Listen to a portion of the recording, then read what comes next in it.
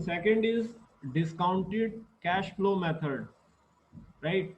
जैसा हमने पिछले लेक्चर में समझा था कि जो मनी है वो अपनी वैल्यू को लूज करता है फ्यूचर में, राइट। तो मनी की सबसे ज्यादा जो वैल्यू होती है वो आज होती है, प्रेजेंट वैल्यू होती है।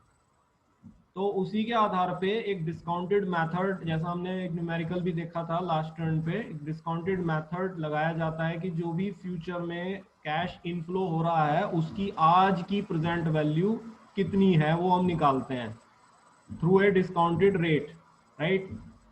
तो इस मेथड से एक एंटरप्रेन्योर जितनी भी फ्यूचर कैश फ्लो हो रहा है उनकी प्रेजेंट वैल्यूज निकालता है और उसके बाद वो सारी प्रेजेंट वैल्यू को जोड़कर टोटल प्रेजेंट वैल्यू निकालता है फ्यूचर में जितने कैश इनफ्लोज हो रहे हैं, ठीक है। So this is discounted cash flow method. Money loses it's worth with time, hence in discounted cash flow method an entrepreneur estimate the total present value of all expected cash flows in future at a discounted cash flow rate।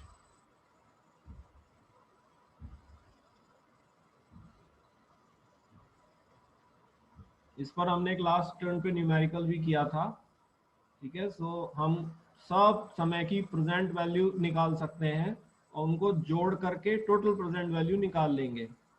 ये NPV नहीं है, confuse नहीं कीजिएगा, ये NPV नहीं है, ये total present value है।